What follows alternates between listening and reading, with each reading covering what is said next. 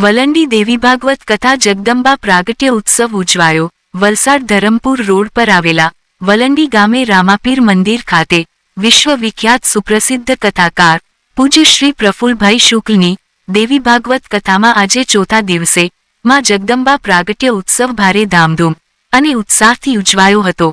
કોસંબાના શ્રીમતી નયનાબેન દિલીપભાઈ ટંડેલના હસ્તે માતાજીનું પારણું ઝુલાવાયું હતું. અબીલ ગુલાલની છોડો વચ્ચે જય ભવાની જય અંબે નાદથી વાતાવરણ ગુંજી ઉઠ્યું હતું. આ પ્રસંગે કથાકાર પૂજ્ય શ્રી પ્રફુલભાઈ શુક્લે કહ્યું હતું કે જેના પર માની કૃપા હોય એ જ માના દર્શન કરી શકે છે. આજનો નવચંડી યજ્ઞ શ્રીમાન મહેશભાઈ પટેલના હસ્તે સંપન્ન થયો હતો. આચાર્ય શ્રી કશ્યપભાઈ જાની અને શ્રી કિશનભાઈ દવેએ શક્રાદય સ્તુતિનો પાઠ કર્યો હતો. મા અંબા પ્રાગટ્ય પ્રસંગે માતાજીની ચૂંદડીનો પ્રસાદ વહેંચવામાં આવ્યો હતો. રામાપીર મંદિરના અધિષ્ઠતા શ્રી પ્રદીપભાઈ પટેલ દ્વારા દરરોજ બ્રહ્મભોજન અપાઈ રહ્યું છે. લોકો ભક્તિભાવપૂર્વક અષાઢી અનુષ્ઠાનમાં જપ, યજ્ઞ અને કથા શ્રવણનો લાભ લઈ રહ્યા છે.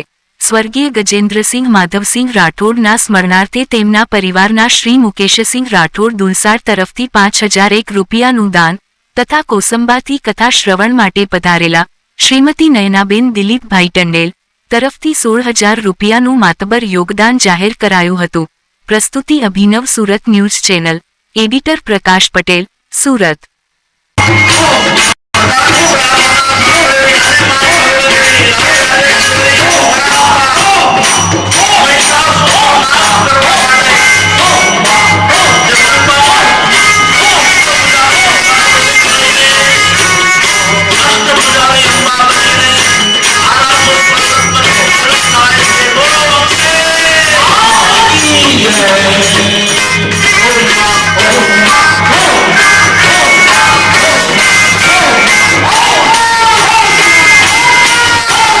રાજરાજેશ્વરી જગદંબાની કૃપાથી વલંડીના અંદર દેવી ભાગવત કથામાં આજે અંબા પ્રાગટ્ય ઉત્સવ ધામધૂમથી ઉજવવામાં આવ્યો અને એના મનોરથી અમારે નયનાબેન અને દિલીપભાઈ ટંડેલ કોસંબાથી અહીંયા આવીને માતાજીનું પારણું ઝુલાયું.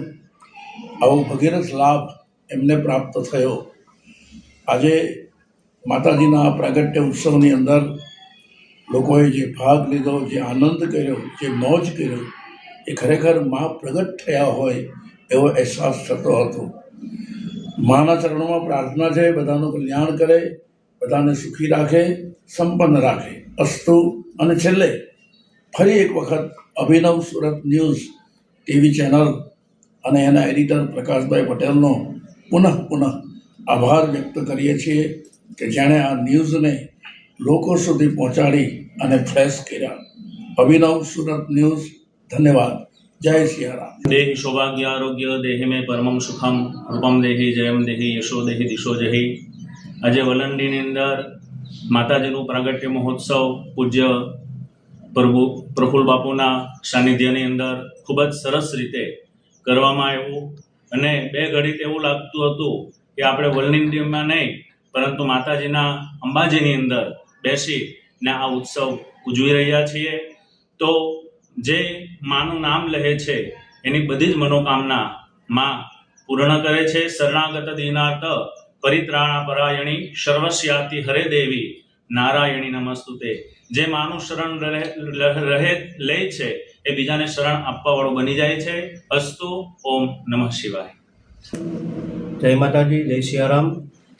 વલંડી રામદેવપીર ધામ જગદંબા ધામની અંદર અષાઢી ગુપ્ત નવરાત્રિ અનુષ્ઠાન વિશ્વવિખ્યાત કથાકાર પૂજ્ય પ્રફુલ બાપુના સાનિધ્યમાં જે ચાલી રહ્યું છે એમાં આજે માતાજીનો પ્રધાન ઉત્સવ દેવી ભાગવત કથાનો જગદંબા પ્રાગટ્ય ઉત્સવની ઉજવણી આજે ધામધૂમપૂર્વક કરવામાં આવી.